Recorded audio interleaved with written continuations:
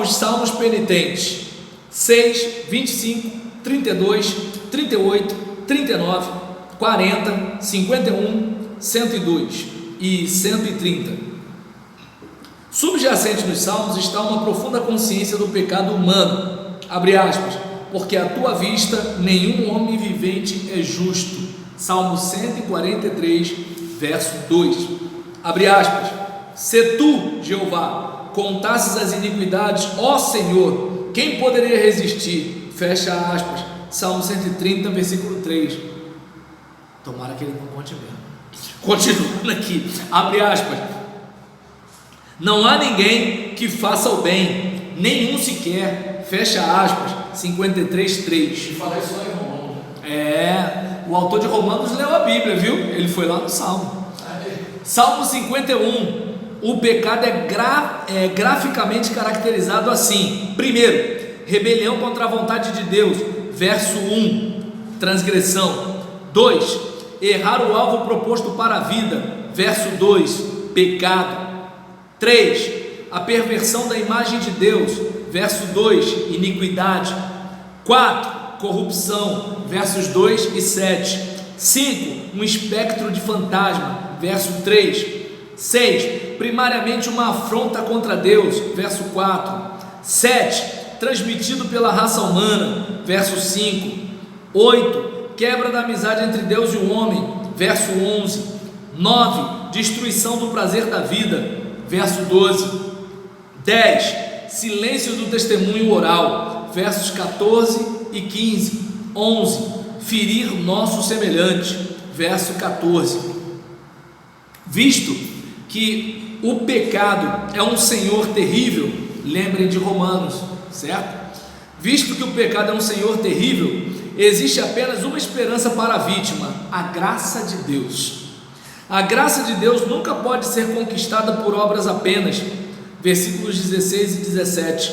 A única esperança do pecador é ir a Deus com espírito humilde e contrito, suplicando misericórdia. Ele nunca dominará a tentação enquanto uma nova criação não for alcançada. Salmo 51, versículo 10. E nesse processo há 4 passos. Primeiro passo, um espírito quebrantado, verso 17, parte A, quando o pecador admite seu pecado e suplica misericórdia. 2, segundo passo, um espírito pronto a obedecer, capítulo 12, verso 12, parte B, qualquer tratamento que lhe seja sugerido será por ele seguido. 3, abre aspas, espírito de tua santidade, verso 11, teu Santo Espírito, fecha aspas, pelo qual o homem se separa do mundo e se dedica a Deus. Passo 4, espírito constante, verso 10, agora que se separou, é-lhe dado o poder de sofrer, suportar. No Salmo 32, temos a alegria da alma, cujo pecado foi perdoado. Este salmo é um símile do Salmo 51. Primeiro, a alegria da alma perdoada, versos 1 e 2 do Salmo 32. Sua rebeldia tem sido removida, seu erro de alvo apagado, sua perversão moral esquecida, nada tem escondido de Deus, mas lhe confessou tudo. Verso 2, parte B. Segundo, o contraste entre o estado de pecado com o do perdão. Antes, o pecador conhecia a sua culpa e estava em absoluta miséria. A mão de Deus pesava duramente sobre ele, a vida não tinha qualquer prazer, tanto a alma como o corpo estavam ressequidos. Versículos 3 e 4 do Salmo 32. Imediatamente após a confissão de pecado, o peso desapareceu e ele experimenta a alegria do perdão. Aquele que antes se escondia de Deus, agora se esconde nele. Salmo 32, versos 5 e 7.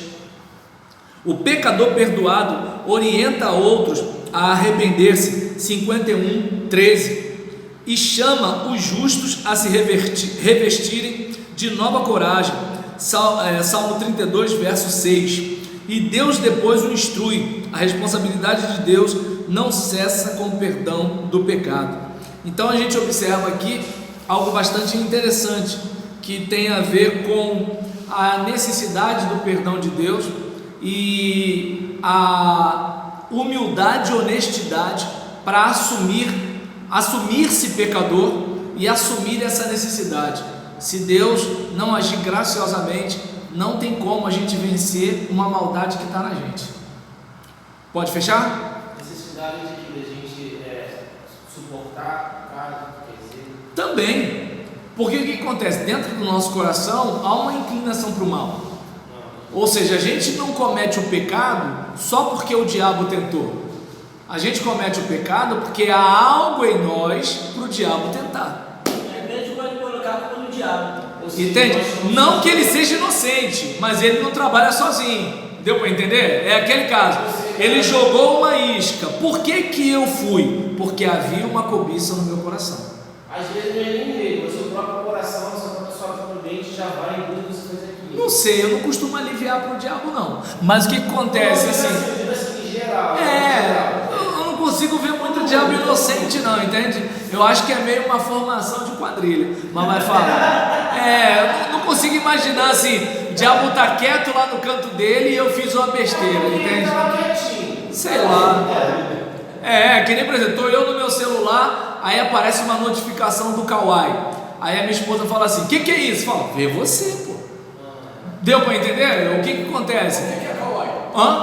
Kawaii é uma rede social que eu coloco vídeo curto. Só que o que mais prospera no Kawaii e TikTok, né, é uns outros lances lá, entende? Só que assim, os Paranauê. Só que eu vou e coloco as minhas mensagens lá também, entende? E eu ainda não consegui me livrar dessas notificações, entende? Então aí aparece, mas aí você pode decidir o que? Passar o dedo para não ver ou clicar para ver, entende? Aí é o que eu estou dizendo. Por exemplo, o diabo só vai me tentar por causa da minha cobiça. Se eu não tivesse cobiça, o diabo ia ficar lá suando a camisa e não ia conseguir nada, entende? É que nem, por exemplo, eu vou subtrair alguma coisa da empresa que eu trabalho. Aí é aquele caso. Vamos lá, o diabo chega e fica assim: pô, aí cara, tá vendo aí não? Pô, R$200 aí na mesa. Pô, tá cara cheio de dinheiro, ele não vai sentir falta desse negócio. Não, faz o seguinte: pega 50 centavos, vai lá, pega ali, depois mais 50, quando for ver, pegou um montão e não percebeu. Aí o que acontece? Isso é a isca, mas eu só vou dependendo da cobiça. Por exemplo, tem gente que tem a fraqueza com o dinheiro, tem gente que sou honesto, mas aí aparece a colega, entende? Aí a colega passa por ele com aquele cheiro de shampoo. É só um cheiro de shampoo, mas é um cheiro de shampoo com Satanás. Aí o que acontece? Percebe? O cheiro da quadrilha. Aí é o bonde.